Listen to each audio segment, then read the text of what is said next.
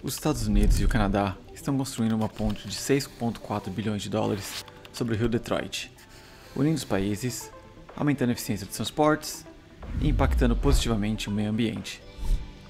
Por quase 200 anos, a fronteira americano-canadense entre Detroit e Windsor tem uma importância elevada. Em 1833, o Ato Imperial Britânico aboliu a escravidão no Canadá e nas décadas seguintes, a fronteira foi usada como passagem para escravos fugitivos ao longo da ferrovia subterrânea. Durante o final do século XIX, a localização central de Detroit, na região dos Grandes Lagos, ajudou a expansão da fronteira como um importante centro do comércio e produção. No início do século XX, a ascensão da Ford Motors e da indústria automobilística rapidamente elevou a cidade à classe mundial. Entre 1900 e 1930, a população de Detroit aumentou quase 5 vezes, passando de 285 mil para mais de 1,5 milhão de habitantes.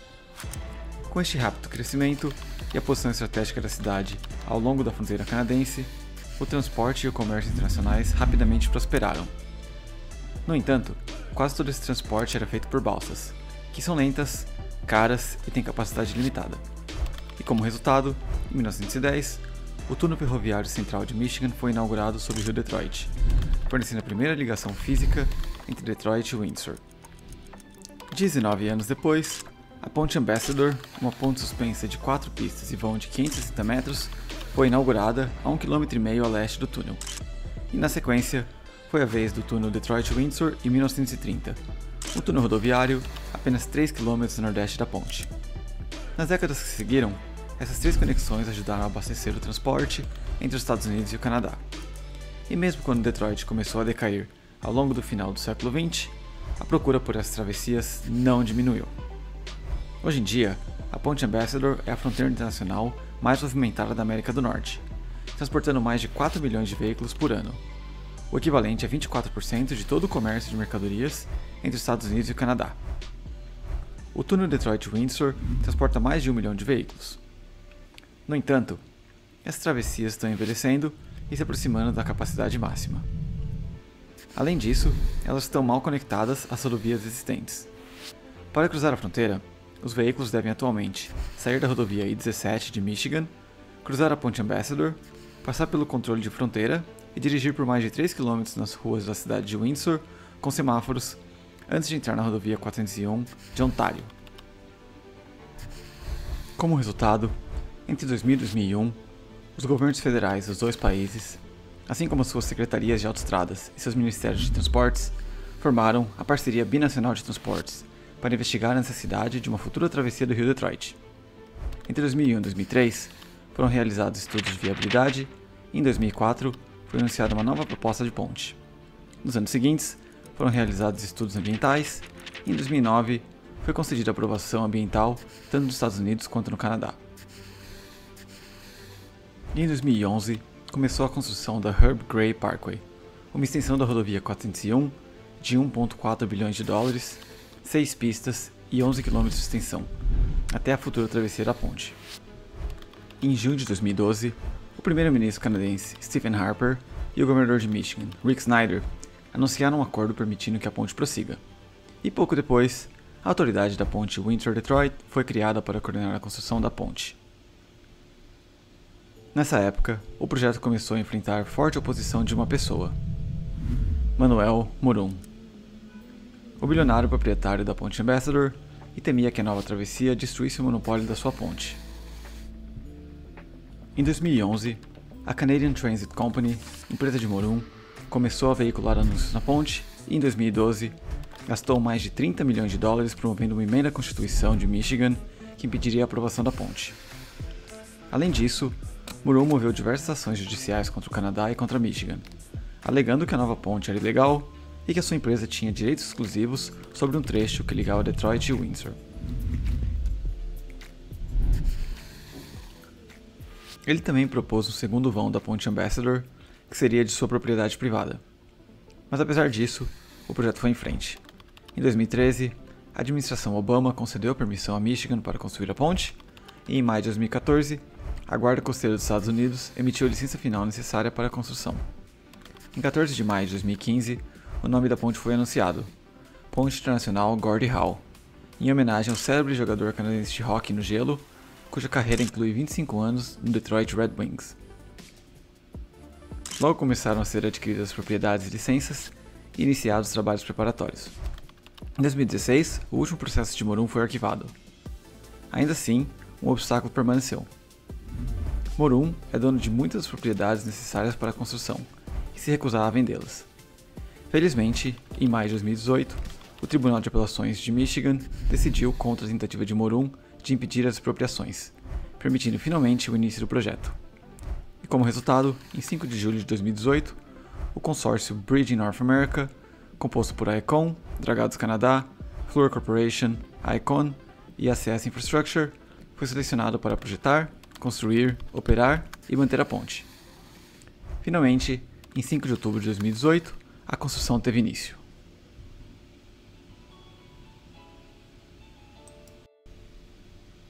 A Ponte Nacional Gordie Howe será uma ponte estaiada de 2,5 km de comprimento que atravessa o rio Detroit, unindo a I-75 em Detroit, Michigan, a rodovia 401 em Windsor, Ontário. Ela contará com um único vão de 853 metros de comprimento através do rio Detroit, tornando-se o vão principal mais longo de qualquer ponte estaiada na América do Norte. Este vão será sustentado por 2 torres em forma de A, inspirados em tacos de hóquei, construídos em margens opostas do rio Detroit. Elas terão 220 metros de altura, um pouco mais curtas do que as torres da ponte Golden Gate e mais de 70% da altura da Torre Eiffel. O tabuleiro da ponte principal terá 37,5 metros de largura, abrigando 6 pistas, 3 com destino ao Canadá e 3 com destino aos Estados Unidos, juntamente com uma ciclovia e pista para pedestres de 3,6 metros de largura, que se integrará a trilhas novas e existentes, bem como ciclovias. Este nível terá um vão livre de 46 metros acima do rio, permitindo uma navegação segura das embarcações, e será sustentado por 216 cabos, ancorados nas torres. Em cada lado do vão principal, haverá um total de 1,6 km de pontos de acesso, ligando os terminais de entrada dos lados dos Estados Unidos e do Canadá. No lado americano, o porto de entrada cobrirá 68 hectares e contará com mais de 30 mil metros quadrados de área construída, 36 pistas de inspeção primária e 12 hectares de área paisagística, tornando um dos maiores portos de entrada na América do Norte.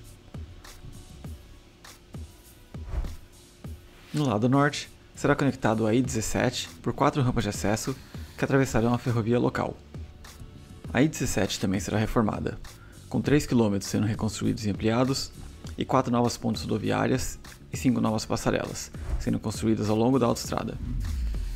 Além disso, serão instaladas paredes acústicas de concreto com 10 a 20 pés de altura, ajudando a mitigar os impactos sonoros nos bairros vizinhos. E por último, do lado canadense, o porto de entrada abrangerá 53 hectares e contará com mais de 12 mil metros quadrados de área construída, 24 vias de fiscalização primária, 16 pedágios e 10 hectares de área paisagística. Será o maior porto de entrada do Canadá e se conectará diretamente com a Herb Gray Parkway e a Highway 401, proporcionando conectividade contínua entre os Estados Unidos e o Canadá. No total, a Ponte Nacional Gordie Howe, os portos de entrada e as melhorias da I-17 custarão 6,4 bilhões de dólares canadenses.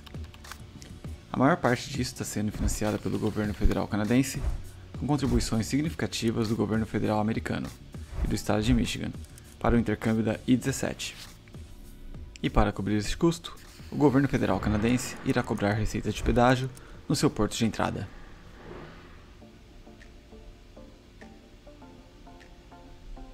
Depois de concluída, a Ponte Nacional Gordie Howe proporcionará inúmeros benefícios.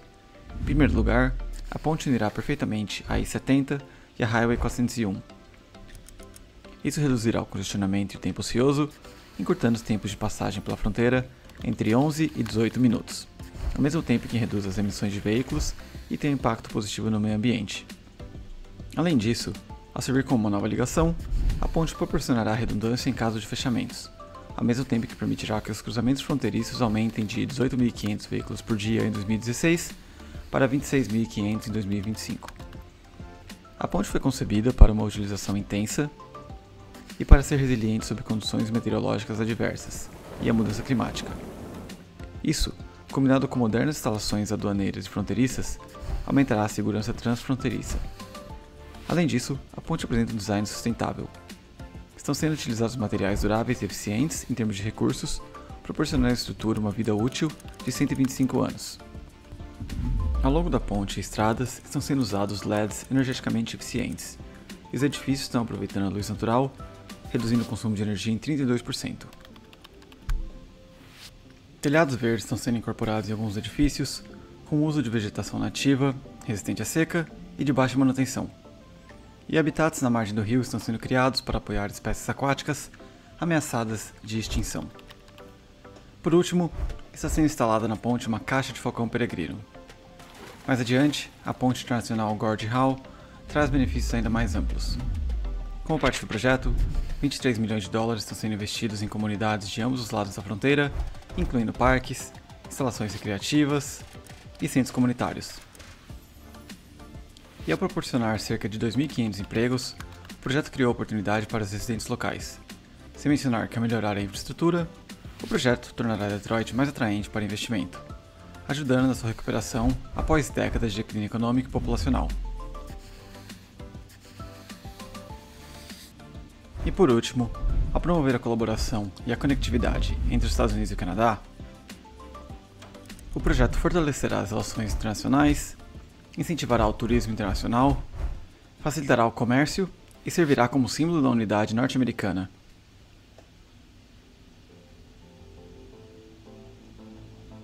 Desde o início da construção, em 5 de outubro de 2018, o progresso na ponte internacional Gordie Howe avançou bastante. Em 2019, os trabalhos preparatórios para a construção seguiam fortes com a limpeza de terrenos contaminados. E em 2020, começaram as obras da fundação das torres da ponte e foram inauguradas as novas passarelas sobre a I-75.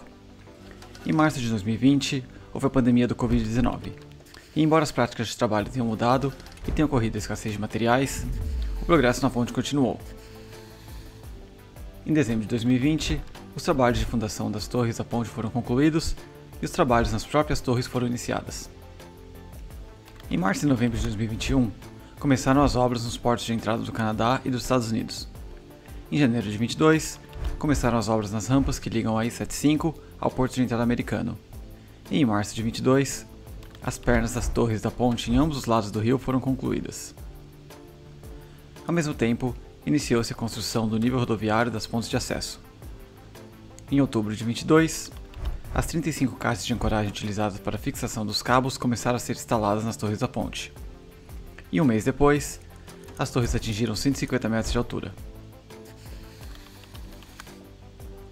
Em dezembro de 2022, teve início a construção do nível da ponte do vão principal. E em janeiro de 2023, os cabos começaram a ser instalados, e em agosto e dezembro de 2023, as torres da ponte dos Estados Unidos e no Canadá atingiram sua altura total. No início de 2024, seções de níveis e cabos continuaram sendo instalados na ponte. Nos portos de entrada, prosseguiram as obras de construção de edifícios, incluindo coberturas, alvenarias, drywall e instalação de elevadores e equipamentos. E nas pistas de fiscalização e pedágios ocorrem enquadramentos e retoques finais.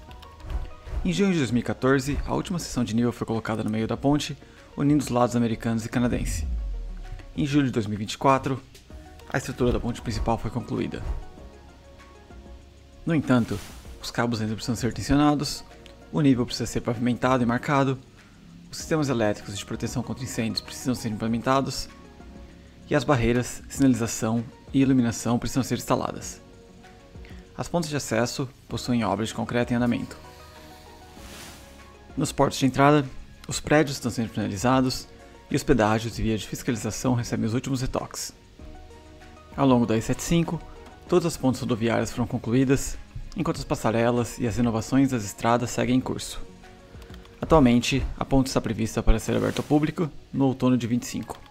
E uma vez em serviço, ela unirá os Estados Unidos e o Canadá, aumentando a eficiência dos transportes e impactando positivamente o meio ambiente. E se você gostou desse vídeo, deixe sua curtida e se inscreva no nosso canal para mais vídeos parecidos como este. Obrigado por assistir e até a próxima.